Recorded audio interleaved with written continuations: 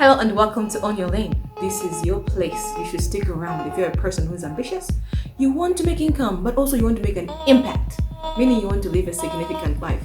That's what we're about here. And today we're talking about tools for your success.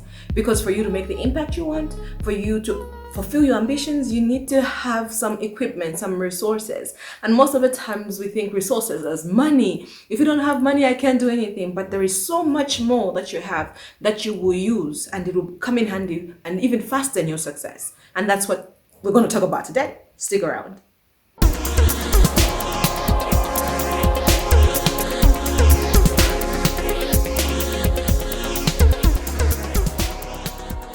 The first tool is pretty powerful. It's an obvious one. Most underutilize it or underestimate it. It is your mind. Your mind is powerful.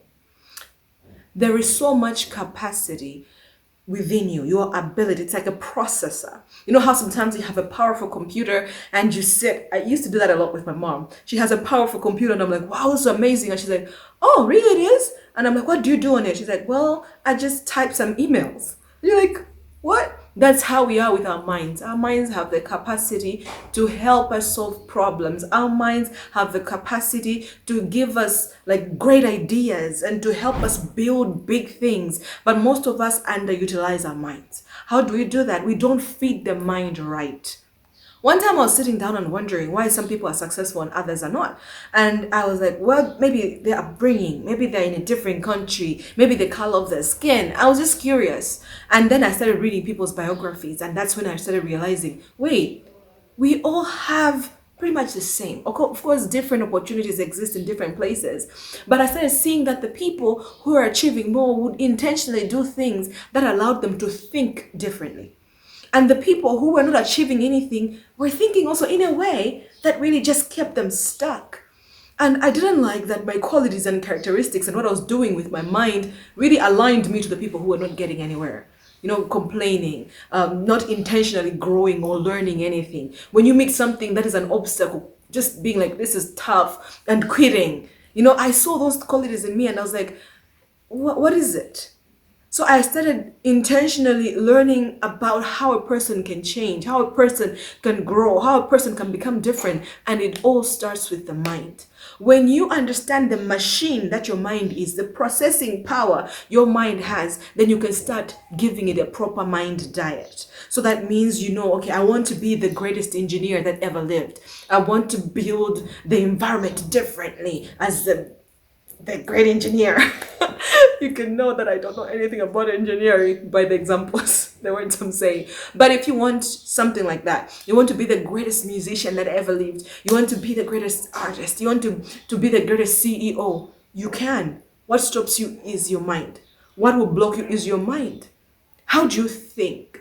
Now, how you think is not going to magically change. You can pray all you want and have people lay hands on you and nothing will change because your mind really needs you to intentionally feed it right. We are transformed by the renewing of our minds. How do you renew your mind? I'm going back to the diet thing. What do you read? What do you watch? What do you listen to? All these 5 senses that you have are feeding your mind. So if you just read about death and sadness and all the hard things in this world, you won't be surprised that your mind will just bring that back up. It'll just show you about the negative things in this world. You see that people come to a place and they're like, there are no opportunities in this country. Oh, I need to exit it to make a life for myself and my family. And somebody comes there and they look at the same things and they think differently. They have been training their minds. So put it upon yourself to really put your mind to its full use. Understand what your strengths are in your mind. Other people are good with science. Numbers work very well. Others are creatives. They see these different things that others don't see. Use it. Build it. Develop it.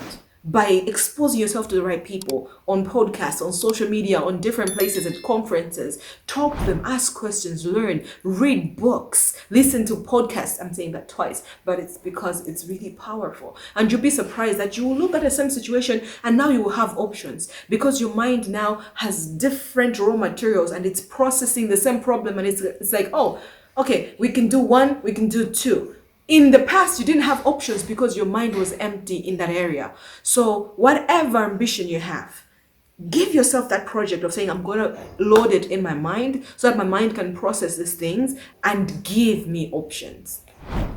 Another tool for your success, really connected with the mind, is your imagination. Your imagination is what you see when you close your eyes. You know, people come to a place, it's a nice hill, they see a nice view, and they're seeing themselves carrying a cup of coffee, and it's a sunset, and they have this big building behind them, and you're like, I don't see it. The people who see things like that make them happen. Most of us use our imaginations for the negative things. You're there, you're like, okay, if I start a business, I'll lose all my money. And you imagine yourself poor. You say, if I talk to her, she would turn me down. You imagine yourself rejected, and that leads to the action of you walking away. Use your imagination for the things that you desire to see. Sit down and just say, how does my ideal life look like? What am I doing in that space?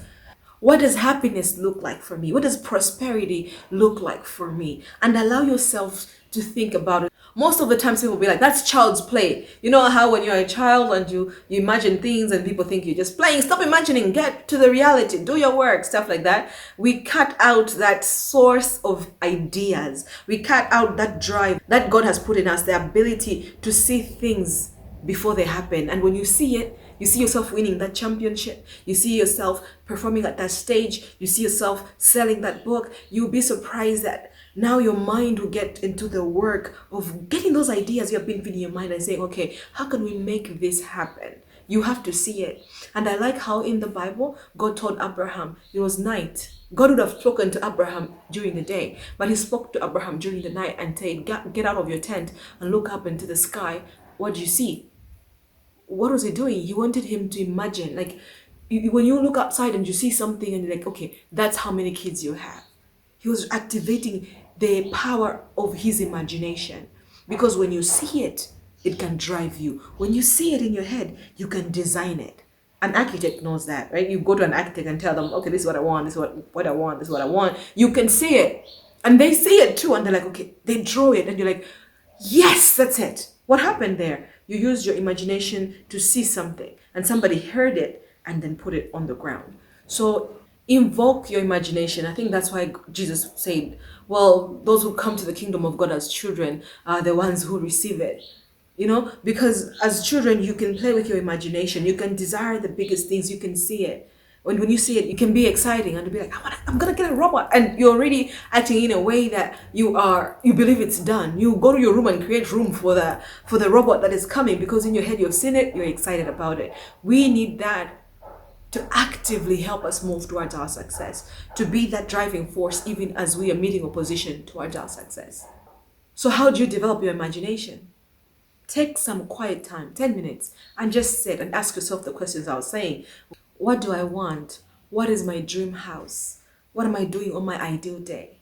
How do I want to look? You know, all these things. And then allow your mind to go there. Don't block it and say, that's not realistic, that's not going to work. Just allow your mind to go there. And it will energize you towards the vision that you have. The third tool of success is what I'm big on this year, which is focus. So I'm going to say, all right, let me say I give you 1,000 seeds to grow a mango forest, or mango, what do you call it, orchard? And then you go like, okay, I'll plant one mango tree there, and you go to another district and you plant a mango tree there. You won't have an orchard. You have mango trees scattered around, but you won't have an orchard. But if you sit down with those 1,000 seeds and you put them in the same place, you will have a forest of mangoes. You can even impact the weather in that area, because maybe the mango trees will cause like a windbreak and stuff like that. It will be a shaded area. Birds will start moving to that area because there are lots of mango trees and there's fruit and there's shelter, and business will start moving to that place because now you have mangoes people want to buy. You see, that's the power of focus. You don't want to spread yourself thin, and most of us do, because there are a lot of opportunities for the things that you want to do. I'm a farmer on a farm, and that's one thing that I struggled with when I was starting my business. I saw profit in every crop, and I thought I would just grow every crop. I didn't realize that every crop has its own challenges, has its own timelines, has its own diseases and stuff. And so if you are starting up and you have 12 crops, oh my goodness, you have to learn so many things that will be stressful unnecessarily. Right? If you have a whole team that is helping you, you can actually say, Team A is going to first crop, Team B is going to there. But most of us are starting on our own. We are the only resource available. Therefore, the ability to focus will go a long way. So you don't have to say, okay, I will never do these other 12 things. But you will have to say, in the next 2 years, let me give this one thing a chance and see what comes out of it. When you have traction in that area, you can then use that for other areas. So for your success, you better focus. Too many opportunities will come. People will tell you this and that. You'll be tempted to say, okay, but then maybe I can do this and that. You will be tempted because there's a lot of options. But do yourself a favor and say, I will focus on this so that you can see progress. And that progress becomes motivating and drives you to actually see success, believe in success, and it will allow you to do the other projects that you desire to do. Another tool for your success, your excellence. Doing things well. Oh, I sucked at excellence when I was an accountant. I was an accountant for about 8 years and I just did the bare minimum. Where I can do more, but they'll pay me anyways and I'm not super interested in this and I just get by. Most of us have that attitude. We don't want to do the best that we can. We don't want to give ourselves wholly to something. When you give yourself wholly to something, you grow in it, you invest in it, and therefore how you do it really impacts other people. Where you are right now might not be where you want to be, but there are people watching how you're doing what you're doing. You might say, I don't want to be an accountant, but you're in that office and there are people watching what you're doing. And those people can be the door that you need, the opportunity that you need to your next level. So when you do things excellently, you become memorable, you become unforgettable. Like Joseph in the Bible, he helped these people selflessly. They were stuck in prison, they had these weird dreams, nobody could help them. He helped them. And their dreams came true. And one of them remembered him. I was like, I forgot. But there is a guy in prison. He did this for me. Excellence is memorable. There was Daniel in the Bible as well. I love Daniel's story. He saved different types of regimes. It's hard to serve different types of regimes because people like to keep their people. Right? When I get into government, I'm taking my people. When I'm out of government, another person is coming, they're taking in their people. But Daniel stayed prominent across regimes. Why? Because he was excellent. Even if a new king didn't know him, there'll be a need and somebody will say, oh, this need can only be met by Daniel.